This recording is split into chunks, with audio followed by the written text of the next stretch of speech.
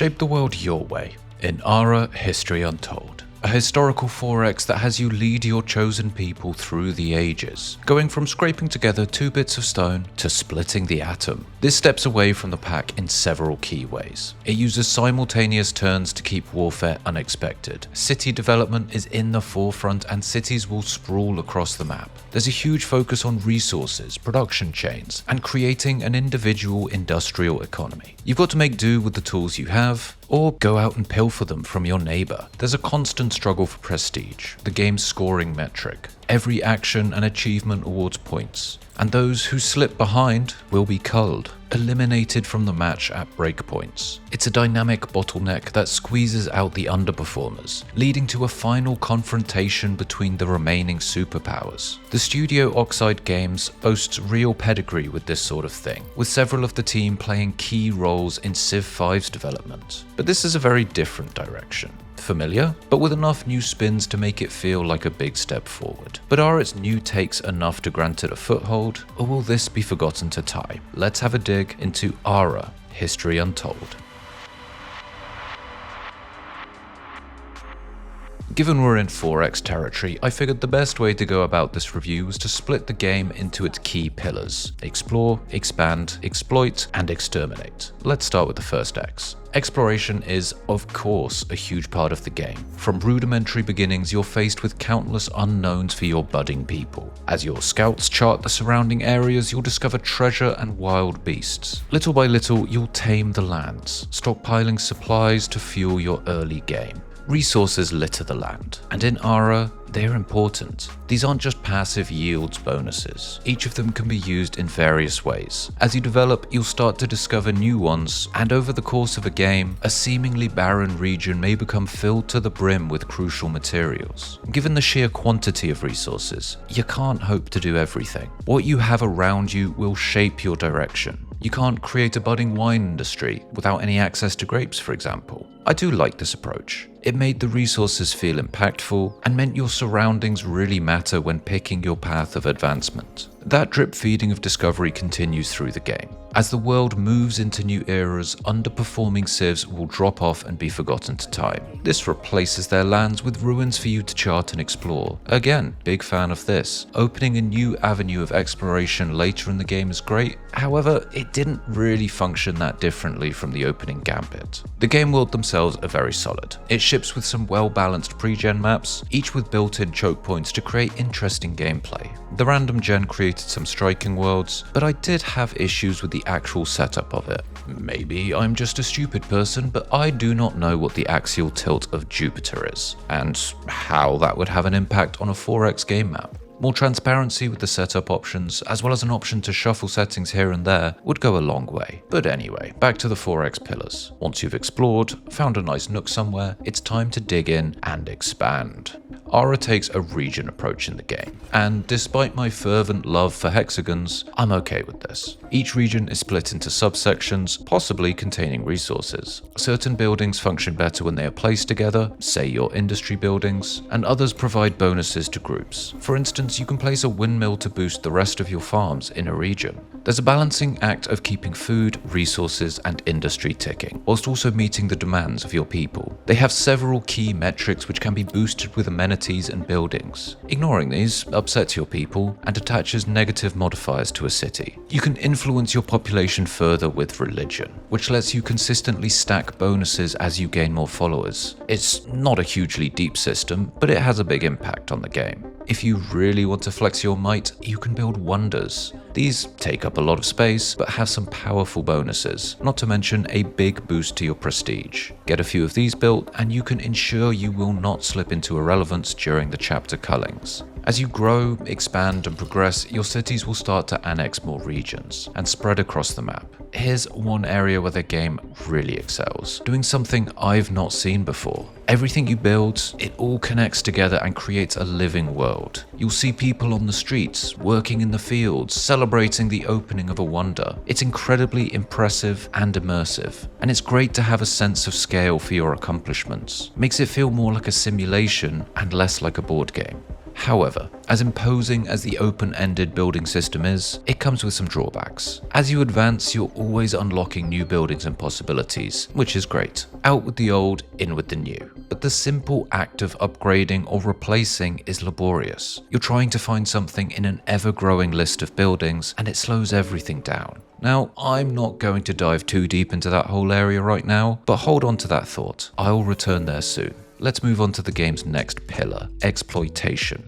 As I said, there is an expansive list of resources available throughout a game, and every single one has several uses. Once harvested, materials can be used in recipes to create this or that. If you're missing something, you can substitute it for a fee or trade with another power. Trading lets you make supply routes to access either materials or finished products. I do like the way this is set up, though the whole system could definitely do with a few more layers. Both this and diplomacy are fairly thinly veiled. You take a resource and you refine it, then you can feed it into something else and potentially something else further. There are so many options for nearly every item, with an abundance of potential finished products. Some of them can provide lasting bonuses to your city, some can be given to citizens to provide lifestyle boons, and some are simply used in creating other buildings, units or wonders. It's all interconnected and all very elaborate. As you advance through scientific milestones, you'll unlock better ways to draw raw materials out of the ground, more efficient methods to refine them, and invent ingenious new doodads to turn them into. These can then be fed back into the system to make your current industry buildings yet more efficient. Everything looping around and creating that sort of Factorio brain circuit of logistics that you don't often get in these sorts of games. And I am a huge fan of this, again. But there's another big problem. It suffers from the same issue as the building, a system plagued by a troublesome user experience. But once more, I'm not going to open that can of worms right now. I want to finish my 4Xs. Let's talk about Exterminate. Warfare is a cornerstone of ARA history untold, but like any other 4X, you can take as much or as little as you want. Once more, we're going into unfamiliar territory here with some bold innovations. The big one is simultaneous turns. Rather than the standard back and forth, everyone cues their movements at the same time, and then they resolve. This leads to some unexpected consequences. The army you're expecting to stand and fight might scarper, or you may get ambushed en route to reinforce your main army. You aren't constantly pumping units out into the field, but building a reserve. Here you can organize them into battalions, and different combinations have varying effects. There's a balancing act here. You can save on maintenance costs by keeping your units in reserve, though when things kick off, it will take a few turns to muster. If your opponent employs a bit of the old blitzkrieg warfare, you can and will be caught off guard. And this happens more than you think. There isn't just a switch to turn war on or off. You have to have a goal in mind. Capture this city, for instance. Sure, you can take the scenic route and hit up as many other objectives along the way, but if you succeed in your ultimate goal, the war is over. Initially, I had complaints about the AI's tendency to forward settle, until I realized that's a situation that can be turned on its head. I can have my army ready, declare war on the forward settled town, and conquer it, all in a matter of turns. As I'd completed my primary goal, the war was won and I got a healthy prestige boost. It makes aggressive forward settling a risk and keeps you always wary that an attack can come swiftly and decisively. I really like this system. Doing everything simultaneously leads to some interesting situations, and it has the added benefit that there is no delay between turns. The game is always moving. Given the sheer number of units, I can see this being a very entertaining 4X when played with a wargame focus. Now, there are some balancing issues and some logical counters that don't yet exist, but some fine-tuning here and there will work wonders. All in all, this was a really refreshing, very enjoyable part of the game. And despite my rumblings of complaints, there are several things the game does very well. It has a strong sense of personality, and the sound and visual design is great. The ability to get up close and personal to your developing nation is completely novel and really well implemented. The gathering of prestige means every little thing you do contributes, and there's events that spring up every few turns, each with a little bit of historical context. And I love historical context. As I just mentioned, simultaneous turns and the warfare system, both really strong cases in the game's favour. And as you develop, you can choose to skip some research nodes, losing potential options in favour of getting to the next stage faster. It's a game of endless little choices that really puts you in the reins of a leader of people. And every game, those choices steer you in very different ways. The resource-focused side, I am fully on board with. I do really love that sort of thing. But it does highlight the game's unavoidable glaring problems. And yes, I'm ready to talk about it. How much I hate the UI and UX. This is a very pretty game, okay? No denying that. But no matter how much panache, character, and eye candy you've got, it cannot save you from a bad user experience. None of that matters if the player is fighting against the game just to play it. It is, for me, one of the most important parts of a strategy game, and ARA is a shining example as to why. Every time you progress, you unlock more buildings. You have yet more to scroll through to find the improvement you want. Each city has several different building views, and you're wrestling between them just trying to find something simple, like upgrade a district, getting a new recipe to craft, discovering a new resource, having upgraded infrastructure to play with. None of it is exciting because it means fighting against the UI and dealing with the cumbersome city layout. It may sound like I'm being dramatic, but if you have to click 4, 5, or 6 times to do one simple thing, and you're expected to do that one simple thing multiple times each turn, in a game that lasts several hundred turns, you're going to get frustrated. You're going to feel like, surely there was a better way to do this. And then there were other issues that annoyed me. As you go through the ages, players at the bottom get cold. On paper, I'm okay with this.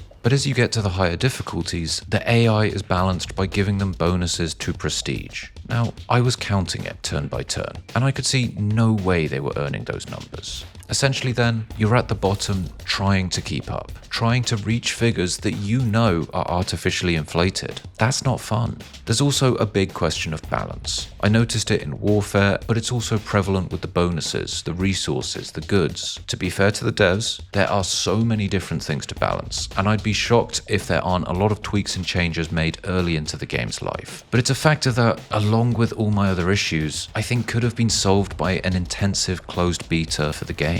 One overarching feeling I had when playing, and it seeps into all my complaints, was that nothing ever gets streamlined. You have these big dramatic chapter changes where players get dropped, the world changes, but really, it doesn't. All that happens is more gets stacked on top. It doesn't get more difficult, it gets more tiring.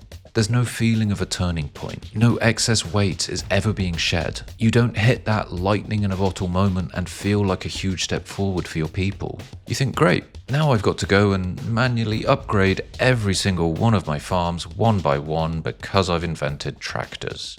Now, I know that's a lot of negativity. I'd be lying if I said they were all things I could overlook. It really held back my enjoyment of the game, which is such a shame because I do think this is a good game. There's so much promise here and so many systems I really do like. They're just bogged down by silly, fixable issues. There's so much good there. The visuals, the sense of personality, the attention to detail and atmosphere and warfare and depth of resources. They've gone to great lengths to make this feel more than just a historical 4X game. It's all there, but the vehicle to actually enjoy it is flawed. The core of the game is not broken. In fact, it's incredibly robust. It's something that I want to and probably will keep playing, but it's so heavily hampered by the game's top layer. I do believe this can be something special, it just needs more work. And if that happens, I will happily eat my words, throw my hands up, and sing its praises. Because there is a very impressive, very captivating game here somewhere.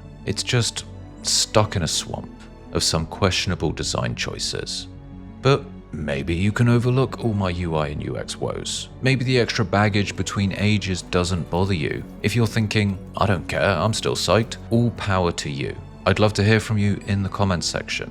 I am just glad there's another historical 4X on the block, and for those of you that want something a bit meatier than Civ, I think this can fit the bill. It's also going straight to Game Pass, so if you decide to give it a go, let me know what you think. I am really keen to hear more thoughts, because if it's not already obvious, I am very conflicted on this one.